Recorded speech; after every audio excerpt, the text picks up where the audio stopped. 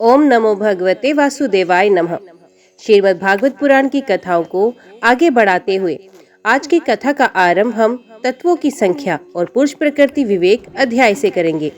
उम्मीद करती हूँ कथा का पूरा फल लेने के लिए आप कथा को शुरू से लेकर अंत तक जरूर श्रवण करेंगे। ओम नमो भगवते वासुदेवाय नमः। उद्धव जी ने कहा, प्रभु विश्वेश्वर, ऋषियों ने तत्वों की संख्या कितनी बतलाई है? आपने तो अभी 19वें अध्याय में 9, 11, 5 और 3 अर्थात कुल 28 तत्व गिनाए हैं। ये तो हम सुन चुके हैं, किंतु कुछ लोग 26 तत्व बतलाते हैं तो कुछ 25, कोई 7, 9 अथवा 6 स्वीकार करते हैं, कोई 4 बताते हैं तो कोई 11। इसी प्रकार किन्हीं किन्हीं ऋषि मुनियों के मत में उनकी संख्या 17 है, कोई 16 और कोई 13 बताते हैं। सनातन श्री कृष्ण ऋषि मुनि इतनी भिन्न संख्याएं किस अभिप्राय से बतलाते हैं? आप कृपा करके हमें बताएं। भगवान श्री कृष्ण ने कहा, उद्धव जी, वेदज्ञ ब्राह्मण इस विषय में जो कुछ कहते हैं वे सभी ठीक है, क्योंकि सभी तत्व सब में अंतर्भूत है। मेरी माया को स्वीकार करके क्या कहना असंभव है। जैसा तुम कहते हो वे ठीक नहीं है, जो मैं कहता हूँ वही यथार्थ है। इस प्रकार जगत के कारण के संबंध में विवाद इसलिए होता है कि मेरी शक्तियों, सत्व, रज आदि गुणों और उनकी वृत्तियों का रहस्य लोग समझ नहीं पाते, इसलिए वे अपनी अपनी मनोवृत्ति पर ही आग्रह कर बैठते हैं। सत्व आदि गुणों के शोभ से ही ये विविध कल्पना रूप प्रपंच, जो वस्तु नहीं केवल नाम, उठ खड़ा हुआ है। यही वाद विवाद करने वालों के विवाद का विषय है। जब इंद्रियां अपने वश में हो जाती हैं तथा चित्त शांत हो जाता है, तब ये परपंच भी निर्वृत्त हो जाता है और इसकी निर्वृत्ति के साथ ही सारे वाद विवाद भी मिट जाते हैं। पुरुष शिरोमणि तत्वों का एक दूसरे से अनुप्रवेश है, इसलिए वक्ता तत्वों की जितनी संख्या बतलाना चाहता है उसके अनुसार कारण को कार्य में अथवा कार्य को कारण में मिलाकर अपनी इच्छित संख्या सिद्ध कर लेता है। ऐसा देखा जाता है कि एक ही तत्व में बहुत से दूसरे तत्वों का अंतर्भाव हो गया है। इसका कोई बंधन नहीं है कि किसका किसमें अंतर्भाव हो। कभी घट पर बट आदि कार्य वस्तुओं का उनके कारण मिट्टी सूत आदि में, तो कभी मिट्टी सूत आदि का घटपट आदि कार्यों में अंतर्भाव हो जाता है। इसलिए वादी प्रतिवादियों में से जिसकी वाणी ने जिस कार्य को जिस कार्य में अथवा जिस कारण को जिस कार्य में अंतर्भूत करके तत्वों की जितनी संख्या स्वीकार की है वे हम निश्चय ही स्वीकार करते हैं, क्योंकि उनका वे उपादान युक्ति संगत ही है। उद्धव जी, जिन लोगों ने 26 संख्या स्वीकार की वे ऐसा कहते हैं कि जीव अनादिकाल से अविद्या से ग्रस्त हो रहा है। वे स्वयं अपने आप को नहीं जान सकता। उसे आत्मज्ञान कराने के लिए किसी अन्य सर्वज्ञ की आवश्यकता है। 25 तत्व मानने वाले कहते हैं कि शरीर में जीव और ईश्वर का अणु मात्र भी अंतर या भेद नहीं है, इसलिए उसे भेद की कल्पना व्यर्थ है। रही ज्ञान की बात, तो सत्वामिकता प्रकृति का गुण है। तीनों गुण की साम्यावस्था ही प्रकृति है, इसलिए सत्व, रज आदि गुण आत्मा के नहीं प्रकृति के हैं।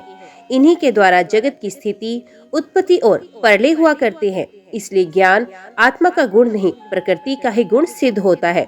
इस प्रसंग में सत्व गुण ही ज्ञान है, रजोगुण ही कर्म है और तमोगुण ही अज्ञान कहा गया है। और गुणों में शोभ उत्पन्न करने वाला ईश्वर ही काल है और सूत्र अर्थात महतत्व ही स्वभाव है। उद्धव जी, पुरुष प्रकृति, महतत्व, अहंकार, आकाश, वायु, तेज, जल और पृथ्वी, ये 9 तत्व मैं पहले ही गिन चुका हूँ। श्रोत, त्वचा, चक्षु, नासिका और रसना, ये 5 ज्ञानेंद्रियां, वाक, पानी, पाद, वायु और उपस्थ, ये 5 कर्मेंद्रियां तथा मन, जो कर्मेंद्रिय और ज्ञानेंद्रिय दोनों ही हैं। इस प्रकार कुल 11 इंद्रियां तथा शब्द, स्पर्श, रूप, रस और गंध, ये ज्ञानेंद्रियों के 5 विषय हैं। इस प्रकार 3, 9, 11 और 5 सब मिलाकर 28 तत्व होते हैं।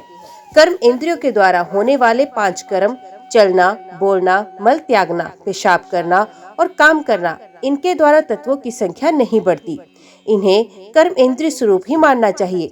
सृष्टि के आरंभ में कार्य और कारण के रूप में प्रकृति ही रहती है। वही सत्वगुण, रजोगुण, तमोगुण की सहायता जगत की स्थिति, उत्पत्ति और संहार संबंधी अवस्थाएं धारण करती है। अव्यक्त पुरुष तो प्रकृति और उसकी अवस्थाओं का केवल साक्षी मात्र बना रहता है। वह तत्व आदि कारण धातुएं विकार को प्राप्त होते हुए पुरुष के ईश्वर से शक्ति प्राप्त करके परस्पर मिल जाते हैं और प्रकृति का आश्रय लेकर उसी के बल से ब्रह्मांड की सृष्टि करते हैं। उद्धव जी, जो लोग तत्वों की संख्या 7 स्वीकार करते हैं, उनके विचार से आकाश, वायु, तेज, जल और पृथ्वी, ये 5 भूत, छठा जीव और 7वां परमात्मा जो साक्षी जीव और साक्ष्य जगत दोनों का अधिष्ठान है, ये ही तत्व है। देह, इंद्रियां और प्राण आदि की उत्पत्ति तो पंचभूतों से ही हुई है। जो लोग केवल 6 तत्व स्वीकार करते हैं, वे कहते हैं कि 5 भूत हैं और छठा है पुरुष, परम पुरुष परमात्मा। वे परमात्मा अपने बनाए हुए पंचभूतों से युक्त होकर देह आदि की सृष्टि करता है और उनमें जीव रूप से प्रवेश भी करता है। जो लोग कारण के रूप में 4 ही तत्व स्वीकार करते हैं, वे कहते हैं आत्मा से तेज, जल और पृथ्वी की उत्पत्ति हुई है और जगत में जितने पदार्थ हैं, सब इन्हीं से उत्पन्न होते हैं। वे सभी कार्यों का इन्हीं में समावेश कर लेते हैं। जो लोग तत्वों की संख्या 17 बताते हैं, वे इस प्रकार गणना करते हैं: 5 भूत, 5 तन्मात्राएं, 5 ज्ञान इंद्रियां, 1 मन और 1 आत्मा। जो लोग तत्वों की संख्या 16 बताते हैं, उनकी गणना भी इसी प्रकार है। अंतर केवल इतना ही है कि वे आत्मा में मन का भी समावेश कर लेते हैं और इस प्रकार उनकी तत्व संख्या 16 रह जाती है। जो लोग 13 तत्व मानते हैं, वे कहते हैं कि आकाश आदि 5 भूत, श्रोत आदि 5 ज्ञानेंद्रियां, 1 मन, 1 जीवात्मा और परमात्मा, ये 13 तत्व है। 11 संख्या मानने वालों ने 5 भूत, 5 ज्ञानेंद्रियां और इनके अतिरिक्त 1 आत्मा का अस्तित्व स्वीकार किया है। जो लोग 9 तत्व मानते हैं, वे आकाश आदि 5 भूत और मन, बुद्धि, अहंकार, ये 8 प्रकृतियां और 9वां पुरुष, इन्हीं को तत्व मानते हैं। उद्धव जी, इस प्रकार ऋषि मुनियों ने भिन्न भिन्न प्रकार से तत्वों की गणना की है। सबका कहना उचित ही है, क्योंकि सबकी संख्या युक्ति युक्त है। जो लोग तत्व ज्ञानी हैं, उन्हें किसी भी मत में बुराई नहीं दिखती। उनके लिए तो सब कुछ ठीक ही है। उद्धव जी ने कहा, श्याम सुंदर, यद्यपि सब रूपत, प्रकृति और पुरुष दोनों एक दूसरे से सर्वथा भिन्न है, तथापि वे आपस में इतने घुल मिल गए हैं कि साधारणगत उनका भेद नहीं जान पड़ता। प्रकृति में पुरुष और पुरुष में प्रकृति अभिन्न से प्रतीत होते हैं। इनकी भिन्नता स्पष्ट कैसे हो? कमल नयन श्री कृष्ण, मेरे हृदय में इनकी भिन्नता और अभिन्नता को लेकर बहुत बड़ा संदेह है। आप तो सर्वज्ञ हैं, अपनी युक्ति युक्त वाणी से मेरे संदेह का निवारण कीजिए। भगवान, आपकी ही कृपा से जीवों को ज्ञान होता है और आपकी माया शक्ति से ही उनके ज्ञान का नाश होता है। अपनी आत्म स्वरूपणी माया की विचित्र गति आप ही जानते हैं और कोई नहीं जानता। अतएव आप मेरा संदेह मिटाने में समर्थ हैं। भगवान ने कहा, उद्धव जी, प्रकृति और पुरुष, शरीर और आत्मा, इन दोनों में अत्यंत भेद है। इस प्रकार जगत में जन्म, मरण एवं वृद्धि, ह्रास आदि विकार लगे ही रहते हैं। इसका कारण ये है कि ये गुणों के शोभ से ही बना है। प्रिय मित्र, मेरी माया त्रिगुणात्मिक है। वही अपने सत्व, रज आदि गुणों से अनेकों प्रकार की भेद वृत्तियां पैदा कर देती है। यद्यपि इसका विस्तार असीम है, फिर भी इस विकारात्मक सृष्टि को 3 भागों में बांट सकते हैं। वे 3 भाग हैं: अध्यात्म, अधिदेव और अधिभूत। उदाहरणार्थ, नेत्रेंद्रिय अध्यात्म है, इसका विषय रूप अधिभूत है और नेत्र गोलक में स्थित सूर्य देवता का अंश अधिदेव है। ये तीनों परस्पर एक दूसरे के आश्रय से सिद्ध होते हैं और इसीलिए अध्यात्म, अधिदेव और अधिभूत, ये तीनों ही परस्पर सापेक्ष हैं। परंतु आकाश में स्थित सूर्यमंडल इन तीनों की अपेक्षा से मुक्त है, क्योंकि वे स्वतः सिद्ध है। इस प्रकार आत्मा भी उपर्युक्त तीनों भेदों का मूल कारण, उनका साक्षी और उनसे परे है। वही अपने स्वयं सिद्ध प्रकाश से समस्त सिद्ध पदार्थों की मूल सिद्धि है। उसी के द्वारा सबका प्रकाश होता है। जिस प्रकार चक्षु के 3 भेद बताए गए हैं, उसी प्रकार त्वचा, श्रोत, जिह्वा, नासिका और चित्त आदि के भी 3 भेद हैं। प्रकृति से महतत्व बनता है और महतत्व से अहंकार। इस प्रकार ये अहंकार गुणों के शोभ से उत्पन्न हुआ प्रकृति का ही एक विकार है। अहंकार के 3 भेद हैं: सात्विक, तापस और राजस।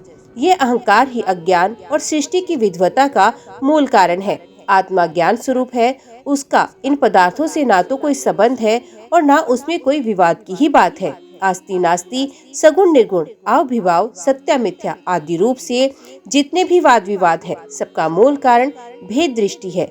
इसमें संदेह नहीं कि इस विवाद का कोई प्रयोजन नहीं है, ये सर्वथा व्यर्थ है। तथापि जो लोग मुझसे अपने वास्तविक स्वरूप से विमुख हैं, वे इस विवाद से मुक्त नहीं हो सकते। उद्धव जी ने पूछा, भगवान, आपसे विमुख जीव अपने किए हुए पुण्य पापों के फल स्वरूप ऊंची नीची योनियों में जाते आते रहते हैं। अब प्रश्न ये है कि व्यापक आत्मा का एक शरीर से दूसरे शरीर में जाना, अकर्ता का कर्म करना और नित्य वस्तु का जन्म मरण कैसे संभव है? गोविंद, जो लोग आत्म ज्ञान से रहित हैं, वे तो इस विषय को ठीक ठीक सोच भी नहीं सकते, और इस विषय के विद्वान संसार में प्राय मिलते ही नहीं, क्योंकि सभी लोग आपकी माया की भूल भलैया में पड़े हुए हैं। इसलिए आप ही कृपा करके मुझे इसका रहस्य समझाएं। भगवान ने कहा, प्रिय उद्धव, मनुष्य का मन कर्म संस्कारों का पुंज है। उन संस्कारों के अनुसार भोग प्राप्त करने के लिए उसके साथ 5 इंद्रियां भी लगी हुई हैं। इसी का नाम है लिंग शरीर। वही कर्मों के अनुसार एक शरीर से दूसरे शरीर में, एक लोक से दूसरे लोक में आता जाता रहता है। आत्मा इस लिंग शरीर से सर्वथा पृथक है, उसका आना जाना नहीं होता। परंतु जब वे अपने को लिंग शरीर ही समझ बैठता है, उसी में अहंकार कर लेता है, तब उसे भी अपना आना जाना प्रतीत होने लगता है। मन कर्मों के अधीन है। वे देखे हुए या सुने हुए विषयों का चिंतन करने लगता है और क्षण भर में ही उनमें तदाकार हो जाता है तथा उन्हीं पूर्व चिंतित विषयों में लीन हो जाता है। धीरे धीरे उसकी स्मृति, पूर्वापर भी, अनुसंधान भी नष्ट हो जाता है। उन देवादी शरीरों में इसका इतना अभिनिवेश, इतनी तल्लीनता हो जाती है कि जीव को अपने पूर्व शरीर का स्मरण भी नहीं रहता। किसी भी कारण से शरीर को सर्वथा भूल जाना ही मृत्यु है। उदार उद्धव, जब ये जीव किसी भी शरीर को अभेद भाव से मैं के रूप में स्वीकार करता है, तब उसे ही जन्म कहते हैं। ठीक वैसे ही जैसे स्वप्न कालीन और मनोरथ कालीन शरीर में अभिमान करना ही स्वप्न और मनोरथ कहा जाता है।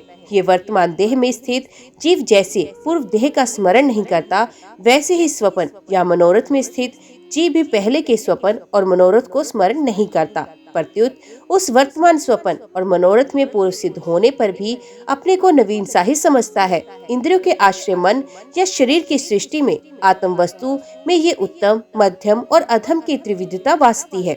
उसमें अभिमान करने से ही आत्मभ्रम और अभ्यंतर भेदों का हेतु मालूम पड़ने लगता है।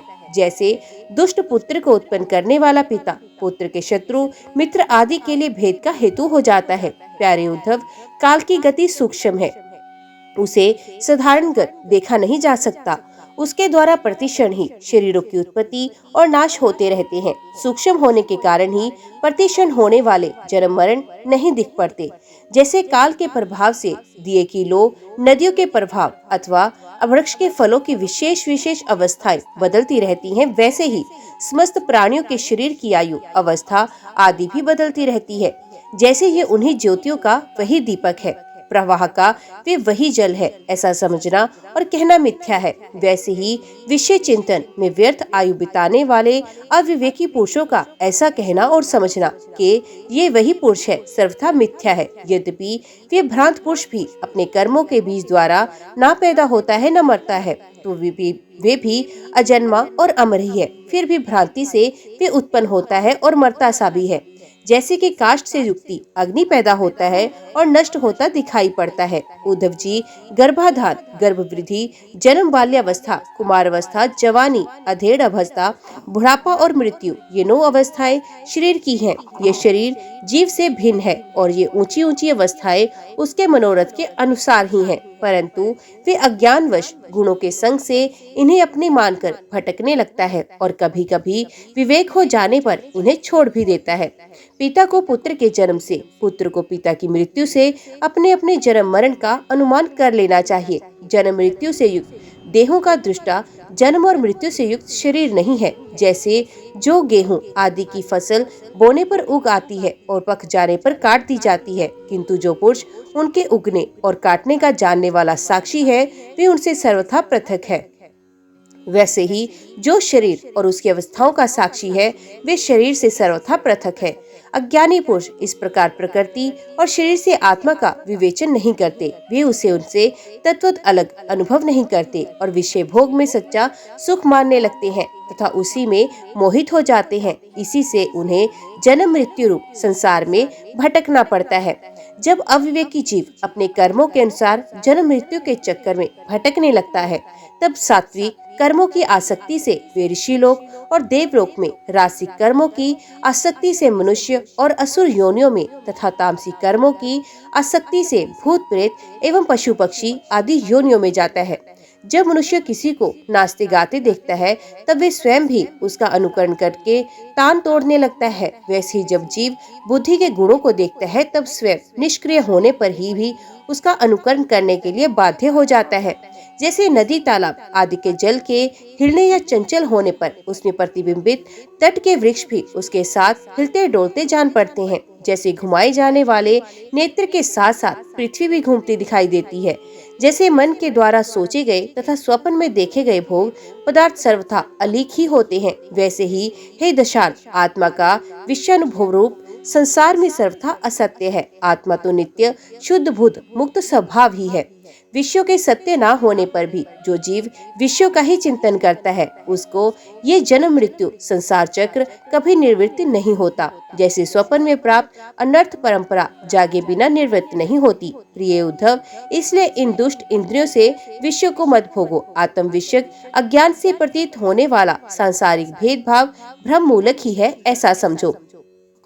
असाधु पुरुष गर्दन पकड़कर बाहर निकाल दे, वाणी द्वारा अपमान करे, उपहास करे, निंदा करे, मारे पीटे बांधे, आजीविका छीन ले, ऊपर थूक दे, मूत दे अथवा तरह तरह से विचलित करे, निष्ठा से डिगाने की चेष्टा करे, उसके किसी भी उपद्रव से शुद्ध नहीं होना चाहिए, क्योंकि जो बेचारे अज्ञानी हैं उन्हें परमात्मा का तो पता ही नहीं। अतः जो अपने कल्याण का इच्छुक है, उसे सभी कठिनाइयों से अपने विवेक बुद्धि द्वारा ही, किसी बाह्य साधन से नहीं, अपने को बचा लेना चाहिए। वस्तुत आत्म दृष्टि ही समस्त विपत्तियों से बचने का एकमात्र साधन है। उद्धव जी ने कहा, भगवान आप समस्त वक्ताओं के शिरोमणि हैं। मैं उस दुर्जनों से किए गए तिरस्कार को अपने मन में अत्यंत असह्य समझता हूँ। जैसे मैं इसको समझ सकूं, आपका उपदेश जीवन में धारण कर सकूं, वैसे हमें बताएं। विश्वात्मन, जो आपके भागवत धर्म के आचरण में प्रेम पूर्वक संलग्न है, जिन्होंने आपके चरण कमलों का ही आश्रय लिया है, उन शांत पुरुषों के अतिरिक्त बड़े बड़े विद्वानों के लिए भी दुष्टों के द्वारा किया हुआ तिरस्कार सह लेना अत्यंत कठिन है, क्योंकि प्रकृति अत्यंत बलवती है। श्री सुखदेव जी कहते हैं, परीक्षित, वास्तव में भगवान की लीला कथा ही श्रवण करने योग्य है। वे ही प्रेम और मुक्ति के दाता है। जब उनके परम प्रेमी भक्त उद्धव जी ने इस प्रकार प्रार्थना की, तब यदुवंशी विभूषण श्री भगवान ने उनके प्रश्न की प्रशंसा करके उनसे इस प्रकार कहा, देवगुरु बृहस्पति के विशिष्य उद्धव जी, इस संसार में प्राय ऐसे संत पुरुष नहीं मिलते जो दुर्जनों की कटुवाणी से बिंधे हुए अपने हृदय को संभाल सके। मनुष्य का हृदय मरमभेदी बाणों से बिंधने पर भी उतनी पीड़ा का अनुभव नहीं करता जितनी पीड़ा से उसे दुष्टजनों के मर्मात्मक एवं कठोर बागवान पहुंचाते हैं। उद्धव जी, इस विषय में महात्मा लोग एक बड़ा पवित्र प्राचीन इतिहास कहा करते हैं। मैं वही तुम्हें सुनाऊंगा, तुम मन लगाकर उसे सुनो। एक भिक्षु को दुष्टों ने बहुत सताया था। उस समय भी उसने अपना धैर्य नहीं छोड़ा। उसे अपने पूर्व जन्म के कर्मों का फल समझकर कुछ अपने मानसिक उद्गार प्रकट किए थे। उन्हीं का इस इतिहास में वर्णन है। प्राचीन समय की बात है। उज्जैन में एक ब्राह्मण रहता था। उसने खेती व्यापार आदि करके बहुत सी धन संपत्ति इकट्ठी कर ली थी। वे बहुत ही कृपण, कामी और लोभी था। क्रोध तो उसे बात बात में आ जाया करता था। उसने अपने जाति बंधु और अतिथियों को कभी मीठी बात से प्रसन्न नहीं किया, खिलाने पिलाने की तो बात ही क्या। वे धर्म कर्म से रीते घर में रहता और स्वयं भी अपनी धन संपत्ति के द्वारा समय पर अपने शरीर को भी सुखी नहीं करता था। उसकी कृपणता और बुरे स्वभाव के कारण उसके बेटा बेटी, भाई बंधु और नौकर चाकर और पत्नी आदि सभी दुखी रहते और मन ही मन उसका अनिश्चिंतन किया करते थे। कोई भी उसके मन को प्रिय लगने वाला व्यवहार नहीं करता था। वे लोक पर लोग दोनों से गिर गया था। बस यक्षों के समान धन की रखवाली करता। उस धन से वे ना तो धर्म कमाता, ना ही भोगता। बहुत दिनों तक इस प्रकार जीवन बिताने से उस पर पंच महायज्ञ के भागी देवता बिगड़ उठे। उदार उद्धव जी पंच महायज्ञ के भागियों ने तिरस्कार से उसके पूर्व पुण्य का सहारा, जिसके बल से अब तक धन टिका हुआ था, जाता रहा और जिसे उसने बड़े उद्योग और परिश्रम से इकट्ठा किया था, वे धन उसकी आंखों के सामने ही नष्ट भ्रष्ट हो गया। उस नीच ब्राह्मण का कुछ धन तो उसके कुटुंबियों ने छीन लिया और कुछ चोर चुरा कर ले गए। कुछ आग लग जाने आदि दैवी कोप से नष्ट हो गया, कुछ समय के फेर से मारा गया, कुछ साधारण मनुष्यों ने ले लिया और बचा खुचा कर और दंड के रूप में शासकों ने हड़प लिया। उद्धव जी, इस प्रकार उसकी सारी संपत्ति जाती रही। ना तो उसने धर्म ही कमाया, न ही भोग ही भोगे। इधर उसके सगे संबंधियों ने भी उसकी ओर से मुंह मोड़ लिया। तब उसे बड़ी भयानक चिंता ने घेर लिया। धन के नाश से उसके हृदय में बड़ी जलन हुई, उसका मन भेद से भर गया, आंसुओं के कारण गला रूंध गया। परंतु इस तरह चिंता करते करते ही उसके मन में संसार के प्रति महान दुख बुद्धि और उत्कट वैराग्य का उदय हो गया। अब वे ब्राह्मण मन ही मन कहने लगा, हाय हाय, बड़े खेद की बात है, मैंने इतने दिनों तक अपने को व्यर्थ ही इस प्रकार सताया। जिस धन के लिए मैंने सर तोड़ परिश्रम किया, वे ना तो धर्म कर्म में लगा और ना मेरे सुख भोग में ही काम आया। प्राय देखा जाता है कि कृपण पुरुषों को धन से कभी सुख नहीं मिलता। इस लोक में तो वे धन कमाने और रक्षा की चिंता से जलते रहते हैं और मरने पर धर्म ना करने के कारण नरक में जाते हैं। जैसे थोड़ा सा भी कोढ़ सर्वांग सुंदर स्वरूप को बिगाड़ देता है, वैसे ही तनिक सा भी लोभ यशस्वियों के शुद्ध यश और गुणों के प्रशंसनीय गुणों पर पानी फेर देता है। धन कमाने में, कमा लेने पर उसको बढ़ाने, रखने एवं खर्च करने में तथा उसके नाश और उपभोग में जहाँ देखो वही निरंतर परिश्रम, भय, चिंता और भ्रम का ही सामना करना पड़ता है। चोरी, हिंसा, झूठ बोलना, दंभ, काम, क्रोध, गर्व, अहंकार, भेद बुद्धि, वैर, अविश्वास, स्पर्धा, लंबटता, जुआ और शराब, ये 15 अनर्थ मनुष्यों में धन के कारण ही माने गए हैं। इसलिए कल्याणकामी पुरुष को चाहिए कि सर्वार्थ और परमार्थ के विरोधी अर्थ नामधारी अनर्थ को दूर से छोड़ दे। भाई बंधु, स्त्री पुत्र, माता पिता, सगे संबंधी जो स्नेह बंधन से बंधकर बिल्कुल एक हुए रहते हैं, सबके सब कोड़ी के कारण इतने फट जाते हैं कि तुरंत एक दूसरे के शत्रु बन जाते हैं। ये लोग थोड़े से धन के लिए भी शुभ और क्रुद्ध हो जाते हैं। बात की तो बात में सौहार्द संबंध छोड़ देते हैं, लाग डांट रखने लगते हैं और एकाएक प्राण लेन देन पर उतारू हो जाते हैं। यहाँ तक के एक दूसरे का सर्वनाश कर डालते हैं। देवताओं के भी प्रार्थनीय मनुष्य जन्म को और उसमें भी श्रेष्ठ ब्राह्मण शरीर प्राप्त करके जो उसका अनादर करते हैं और अपने सच्चे स्वार्थ परमार्थ का नाश करते हैं, वे अशुभ गति को प्राप्त होते हैं। ये मनुष्य शरीर मोक्ष और स्वर्ग का द्वार है। इसको पाकर भी ऐसा कौन बुद्धिमान मनुष्य है जो अनर्थों के धाम धन के चक्कर में फंसा रहे। जो मनुष्य देवता, ऋषि, पितर, वाणी, चाती, भाई और कुटुंबी और धन के दूसरे भागीदारों को उनको देकर संतुष्ट नहीं करता और ना स्वयं ही उसका उपभोग करता है, वे यक्ष के समान धन की रखवाली करने वाला कृपण तो अवश्य ही अधोगति को प्राप्त होता है। मैं अपने कर्तव्य से च्युत हो गया हूँ। मैंने प्रमाद में अपनी आयु, धन और बल पौरुष खो दिया। विवेकी लोग जिन साधनों से मोक्ष तक प्राप्त कर लेते हैं, उन्हीं को मैंने धन इकट्ठा करने की व्यर्थ चेष्टा में खो दिया। अब बुढ़ापे में मैं कौन सा साधन करूँगा। मुझे मालूम नहीं होता कि बड़े बड़े विद्वान भी धन की व्यर्थ तृष्णा से निरंतर क्यों दुखी रहते हैं। हो न हो, अवश्य ही ये संसार किसी की माया से अत्यंत मोहित हो रहा है। ये मनुष्य शरीर काल के विकराल गाढ़ में पड़ा हुआ है।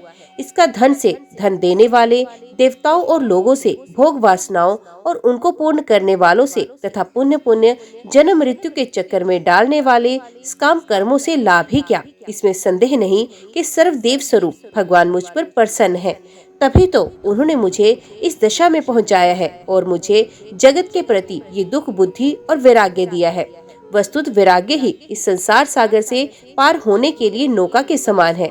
मैं अब ऐसी अवस्था में पहुंच गया हूँ, यदि मेरी आयु शेष हो तो मैं आत्म लाभ में ही संतुष्ट रहकर अपने परमार्थ के संबंध में सावधान हो जाऊंगा और अब जो समय बच रहा है उसमें अपने शरीर को तपस्या के द्वारा सुखा डालूंगा। तीनों लोकों के स्वामी देवगण मेरे इस संकल्प का अनुमोदन करें। अभी निराश होने की कोई बात नहीं, क्योंकि राजा खटवांग ने तो 2 घड़ी में ही भगवत धाम की प्राप्ति कर ली थी। भगवान कहते हैं, उद्धव जी, उस उज्जैन निवासी ब्राह्मण ने मन ही मन इस प्रकार निश्चय करके मैं और मेरे पन की गांठ खोल ली। इसके बाद वे शांत होकर मौनी सन्यासी हो गया। अब उसके चित्त में किसी भी स्थान, वस्तु या व्यक्ति के प्रति आसक्ति नहीं रही। उसने अपने मन, इंद्रिय और प्राणों को वश में कर लिया। वे पृथ्वी पर स्वच्छंद रूप से विचरने लगा। वे भिक्षा के लिए नगर और गांवों में जाता अवश्य था, परंतु इस प्रकार जाता था कि कोई उसे पहचान नहीं पाता। उद्धव जी, वे भिक्षुक अवधूत बहुत बूढ़ा हो गया था। दुष्ट उसे देखते ही टूट पड़ते और तरह तरह से उसका तिरस्कार करके उसे तंग करते। कोई उसका दंड छीन लेता तो कोई भिक्षा पात्र झटक लेता, कोई कमंडलू उठा ले जाता तो कोई आसन, रुद्राक्ष माला और कन्या कंथा भी लेकर भाग जाता। कोई तो उसकी लंगोटी और वस्त्र को भी इधर उधर डाल देते। कोई कोई वे वस्तुएं देकर और कोई दिखला दिखला कर फिर छीन लेते। जब वे अवधूत मधुकरी मांग कर लाता और बाहर नदी तट पर भोजन करने बैठता तो पापी लोग कभी उसके सर पर मूत देते तो कभी थूक देते। वे लोग उस मौनी अवधूत को तरह तरह से बोलने के लिए विवश करते। जब वे इस प्रकार भी नहीं बोलता तो उसे पीटते। कोई उसे चोर कहकर डांट देता तो कोई उसे बांध लो, फिर इसे रस्सी से बांधने लगते। कोई उसका तिरस्कार करके इस प्रकार ताना कसते कि देखो देखो, अब इस कृपण ने धर्म का ढोंग रचा है। धन संपत्ति जाती रही, स्त्री पुत्रों ने घर से निकाल दिया, तब इसने भीख मांगने का रोजगार लिया है। ओहो, देखो तो सही, ये मोटा तगड़ा भिखारी धैर्य में बड़े भारी पर्वत के समान है। ये मौन रहकर अपना काम बनाना चाहता है। सचमुच ये बगलों से भी बढ़कर ढोंगी और दृढ़ निश्चयी है। कोई उस अवधूत की हंसी उड़ाता तो कोई उस पर अधा वायु छोड़ता। जैसे लोग तोता, मैना आदि पालतू पक्षियों को बांध लेते या पिंजड़े में बंद करते हैं, वैसे ही उसे भी वे लोग बांध देते और घरों में बंद कर देते, किंतु वे सब चुपचाप सह लेता। उसे कभी ज्वर आदि के कारण दैहिक पीड़ा सहनी पड़ती, कभी गर्मी सर्दी आदि से दैविक कष्ट उठाना पड़ता और कभी दुर्जन लोग अपमान आदि के द्वारा उसे भौतिक पीड़ा पहुंचाते। परंतु भिक्षुक के मन में इससे कोई विकार नहीं होता। वे समझता ये सब मेरे पूर्व जन्म के कर्मों का फल है और इसे मुझे अवश्य ही भोगना पड़ेगा। यद्यपि नीच मनुष्य तरह तरह के तिरस्कार करके उसे उसके धर्म से गिराने की चेष्टा किया करते, फिर भी वे बड़ी दृढ़ता से अपने धर्म में स्थिर रहता और सात्विक धर्म का आश्रय लेकर कभी कभी ऐसे उद्गार प्रकट किया करता। ब्राह्मण कहता, मेरे सुख अथवा दुख का कारण ना ये मनुष्य है, न देवता, न शरीर, न ये ग्रह, कर्म एवं काल आदि ही है। श्रुतियाँ और महात्मा जन मन को ही इसका परम कारण बताते हैं और मन ही इस सारे संसार चक्र को चला रहा है। सचमुच ये मन बहुत बलवान है। इसी ने विषयों, उनके कारण गुणों, उनसे संबंध रखने वाले वृत्तियों की सृष्टि की। उन वृत्तियों के अनुसार ही सात्विक, राजस और तामस अनेकों प्रकार के कर्म होते हैं और कर्मों के अनुसार ही जीव की विविध गतियां होती हैं। मन की समस्त चेष्टाएं करता है, उसके साथ रहने पर भी आत्मा निष्क्रिय ही है। वे ज्ञान शक्ति प्रधान है, मुझ जीव का सनातन सखा है और अपने अलुप्त ज्ञान से सब कुछ देखता रहता है। मन के द्वारा ही उसकी अभिव्यक्ति होती है। जब वे मन को स्वीकार करके उसके द्वारा विश्व का भोक्ता बन बैठता है, तब कर्मों के साथ आसक्ति होने के कारण वे उनसे बंध जाता है। दान, अपने धर्म का पालन, नियम यम, वेदाध्ययन, सत्कर्म और ब्रह्मचर्य आदि श्रेष्ठ व्रत, इन सब का अंतिम फल यही है कि मन एकाग्र हो जाए, भगवान में लग जाए। मन का समाहित हो जाना ही परम योग है। जिसका मन शांत और समाहित है, उसे दान आदि समस्त सत्कर्मों का फल प्राप्त हो चुका है। अब उनसे कुछ लेना बाकी नहीं है। और जिसका मन चंचल है अथवा आलस्य से अभिभूत हो रहा है, उसको इन दान आदि शुभ कर्मों से अब तक कोई लाभ नहीं हुआ। सभी इंद्रियां मन के वश में है, मन किसी भी इंद्रिय के वश में नहीं। ये मन बलवान से भी बलवान अत्यंत भयंकर देव है। जो इसको अपने वश में कर लेता है, वही देव इंद्रियों का विजेता है। सचमुच मन बहुत बड़ा शत्रु है, इसका आक्रमण असह्य है। ये बाहरी शरीर को ही नहीं, हृदय आदि मर्म स्थानों को ही बोता रहता है। इसे जीतना बहुत कठिन है। मनुष्य को चाहिए कि सबसे पहले इसी शत्रु पर विजय प्राप्त करे, परंतु होता है ये कि मूर्ख लोग इससे तो अपने जीतने का प्रयत्न करते नहीं, दूसरे मनुष्यों से झूठ मूठ झगड़ा बखेड़ा करते रहते हैं और इस जगत के लोगों को ही मित्र शत्रु उदासीन बना लेते हैं। साधारण मनुष्यों की बुद्धि अंधी हो रही है, तभी तो वे इस मन कल्पित शरीर को मैं और मेरा मान बैठते हैं और फिर इस भ्रम के फंदे में फंस जाते हैं कि ये मैं हूँ और ये दूसरा। इसका परिणाम ये होता है कि वे इस अनंत अज्ञान अंधकार में ही भटकते रहते हैं।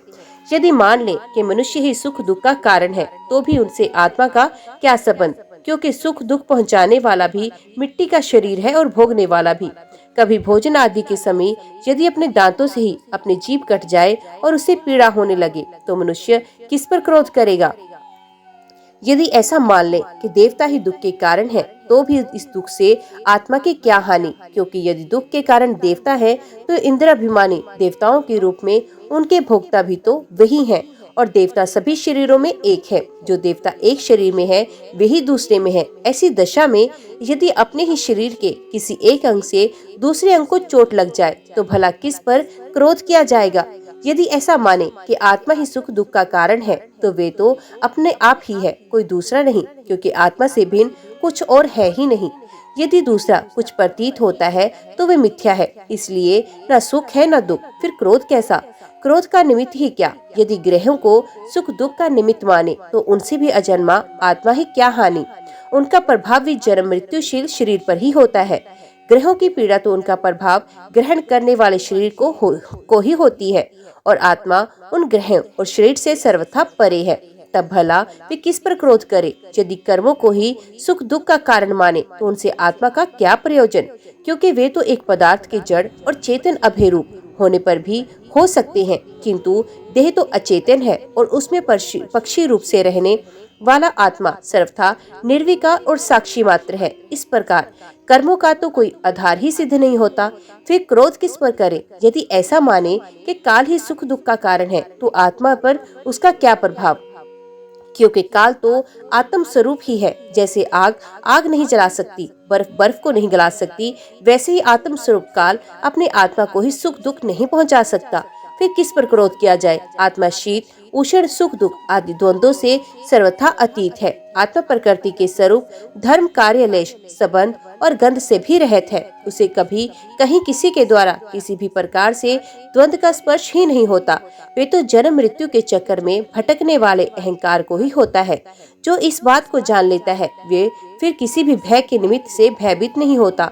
बड़े बड़े प्राचीन ऋषि मुनियों ने इस परमात्मा निष्ठा का आश्रय ग्रहण किया है। मैं भी इसी का आश्रय ग्रहण करूंगा और मुक्ति तथा प्रेम के दाता भगवान के चरण कमलों की सेवा के द्वारा ही इस दुरंत अज्ञान सागर को अनायास ही पार कर जाऊंगा। भगवान कहते हैं, उद्धव जी, उस ब्राह्मण का दान क्या नष्ट हुआ, उसका सारा क्लेश ही दूर हो गया।